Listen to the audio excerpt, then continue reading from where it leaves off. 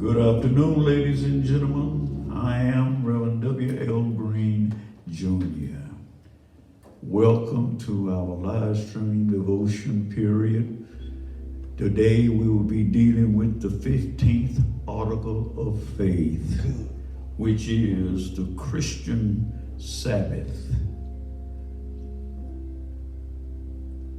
This article of faith is like the rest of them. It deals with, and the beginning of it is, we believe.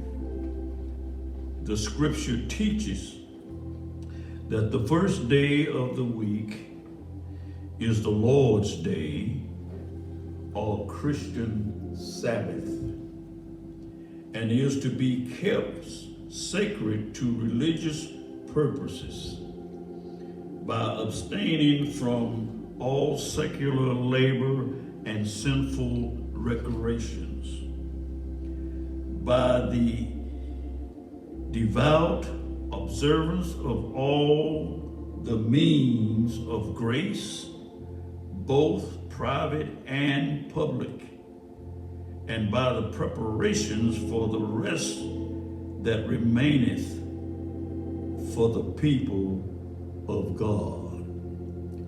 The scripture lessons for this particular article of faith is Acts chapter 20, verse 7, Exodus chapter 20, verse 8, Isaiah chapter 58, verses 13 and 14, and finally Hebrews chapter 10, verses 24 and 25.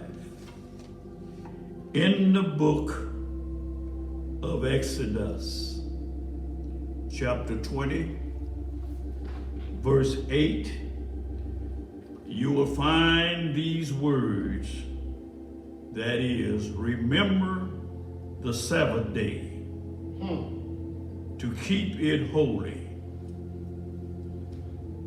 Let me go back over that again. Remember the Sabbath day to keep it holy. This is a command, and in it thou shalt do no manner of work.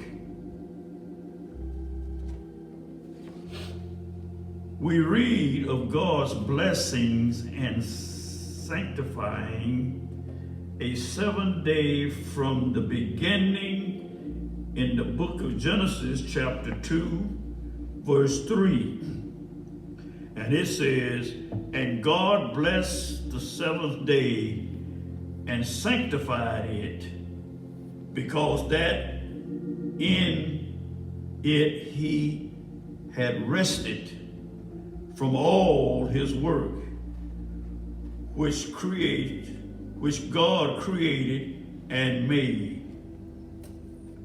This is not the interaction of a new law, but it is a reviving of an old law.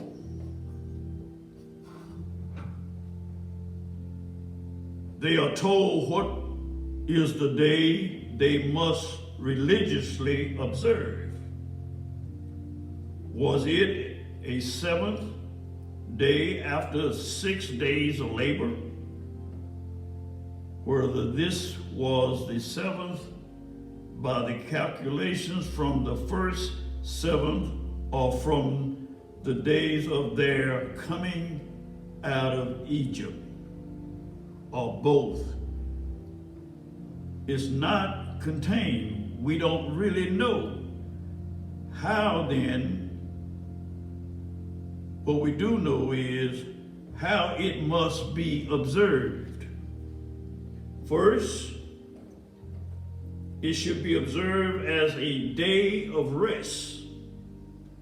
They were told to do no matter of work on this day in their calling or world business. Secondly, as a holy day, it is set apart to the honor of the holy God and to spend in holy activities or exercises.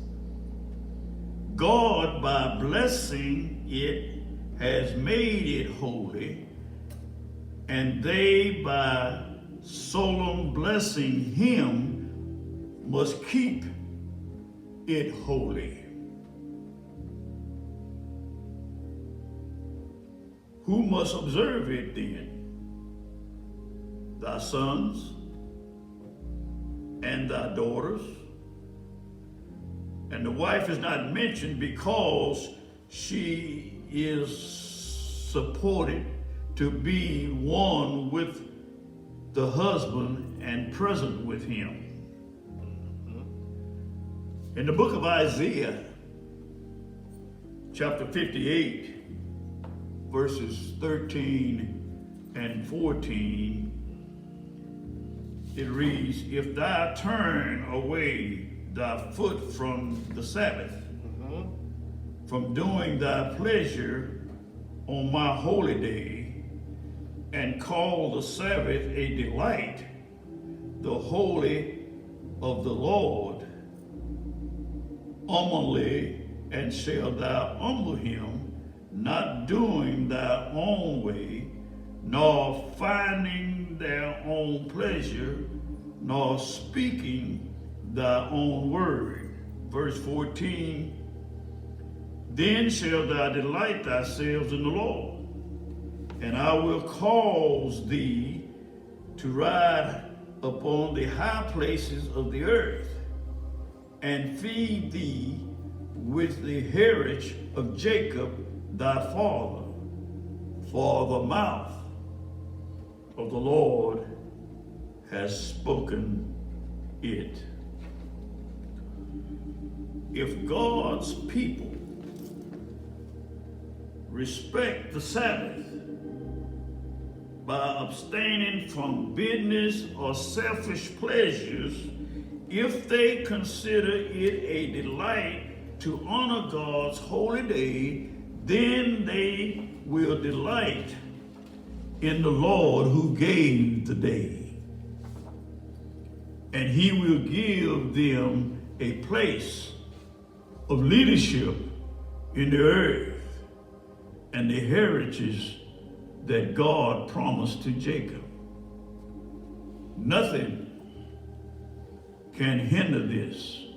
Why? Because the mouth of the Lord has spoken. In the book of Hebrews, chapter 10, verse 24 and 25, let us consider one another to provoke unto love and to good works, not forsaking the assembly of ourselves together, as the manner of the same is, but exalting one another, and so much the more as ye see the day approaching. What verses 24 and 25 is saying here. In verse 24, is telling us that we should also be discovering ways of encouraging our fellow believers to manifest love and to engage in good works. In the New Testament scene, love is not an emotion, but an act of the will. We are commanded to have love. And therefore, it is something that we can and we must do. Love is the root. Good works are the fruits. By our example and by our teaching, we should stir up other believers to this kind of life. We must be so dedicated in our love and our teaching that those others that sees us will want to be able to enjoy the life that we live. Loving hearts are gardens. Loving thoughts are roots. Loving words are flowers. And good works are their fruits. Verse 25, getting close to our close here. Then we should continue to meet together and not desert local fellowship as some do. This may be considered as a general exhortation for all believers to be faithful in their church attendance. Without question, we find strength, we find comfort, we find nourishment, and most of all, joy in collective worship and service. It may also be looked upon as a special encouragement for Christians who are going through tough times of persecution. There is always temptations to isolate oneself in order to avoid arrest, reproach, suffering, and thus to be a secret disciple. But basically, the verse is a warning to forsake the local assembly. Here means to turn one's back on Christianity and revert to Judaism. There is a need to exalt one another, especially in the view of nearness of Christ's return. So I'd like to leave with you these words. Those of us who holds to the gospel plow, when Christ returns, when he comes for the persecuted, when he comes for the ostracized, when he comes for the despised, believers will be on the right side. Until then, we need to hold to the gospel plow. Never give up. It doesn't matter what your situation may be. Keep your hands in God's hands.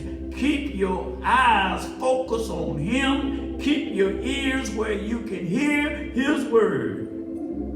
And by and by, God will lead you out. My brothers and sisters, as a very close friend of mine and a brother in the ministry would say, this is my message to you. I'd like to invite your attention to the Sunday School with Deacon Robert Walker.